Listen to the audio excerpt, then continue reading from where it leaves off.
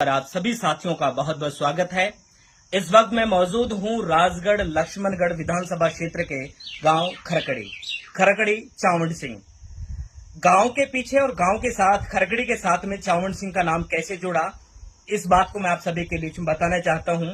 मेरे बिल्कुल ठीक पीछे आप ये जो खंडर देख रहे हैं, ये बनाया था, इसका निर्माण करवाया था रियासत कालीन और उस वक्त के बड़े जागीरदार, जिसको स्थानीय लोगों के द्वारा जब हमने इनके बारे में जानकारी जुटानी चाहिए, इसका इतिहास जानना चाहा, तो उन्होंने बताया कि चावंड सिंह ने जो कि 350 बीघा के जागीरदार थे और एक बहुत बड़ा एक प्रभाव उनका इस क्षेत्र में रहा है।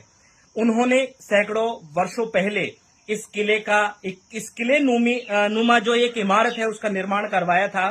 लेकिन जब मैंने उनसे पूछा कि अब उनका परिवार कहाँ रहता है, तो उन्होंने कहा कि अब उनके परिवार के बारे में उनको कोई जानकारी नहीं है।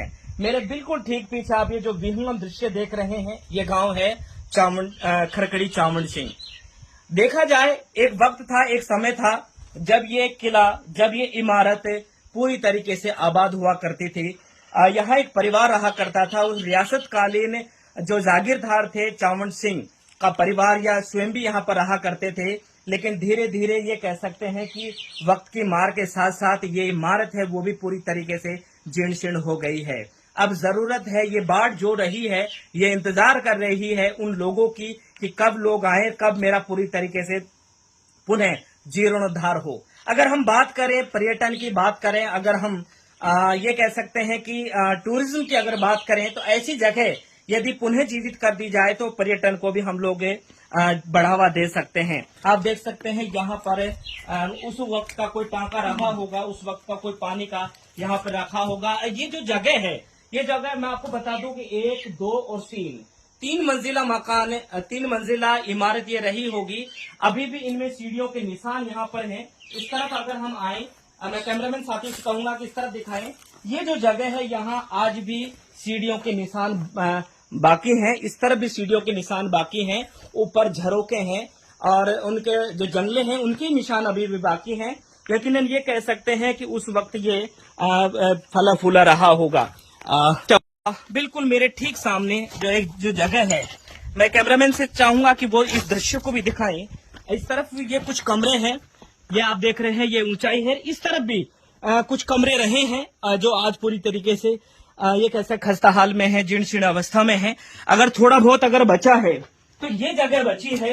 ये जगह आज अभी तक थोड़ी बहुत सुरक्षित है। यहाँ पर लोग छिप सकते हैं, बारिश से बच सकते हैं। लेकिन जब यहाँ पर हम आए तो यहाँ पर पक्षी हैं, जो मोर हैं, मोरों की तादाद यहाँ पर थी, जो ठंडक में यहाँ पर बैठे हुए थे। ये एक मुख्य रास्ता रहा होगा। ये जो रास्ता है, जब यहाँ पर रियासत कालीन या ये कहें कि जागीरदार यहाँ पर रहा करते थे, तो ये उस वक्त ये मुख्य दरवाजा हुआ करता था इस किले का, इस इमारत का, इस भवन का। यहाँ से लोग आया करते थे। यहाँ पर रास्ता भी बनाया हुआ है, उस तरफ से रास्ता बना हुआ है। लेकिन स्थिति यह है, आज स्थिति बयां, ये जो इमारत है, ये जो भवन है, ये कह सकते हैं कि अपने फटे हाल पर, अपनी स्थिति पर, अपनी जर्जर हालात पर आंसू बहा रहा है। और आप लोगों को इंतजार कर रहा है कि कब, प्रशासन का इंतजार कर रहा है, सामाजिक कार्यकर्ताओं का इंतजार कर रहा है, पर्यटन या ये कहें कि इतिहासवेताओं का ये इंतजार कर रहा है कि कब लोग यहाँ आए और इस जगह का पूरी तरह दोबारा एक संजीदगी के साथ में जीर्णोद्धार हो, कब ये दोबारा ये जगह फली फूलने की स्थिति में हो। मैं चाहूंगा कि आप अपने इतिहास को जानकारी में रखते हुए ऐसी जगहों को सहेजने का भी काम करेंगे। इन्हीं जानकारियों के साथ में मैं आपका होस्ट एंड दोस्त कवि सदराम, कैमरामैन जुनेद के साथ में बहुत बहुत शुक्रिया, धन्यवाद।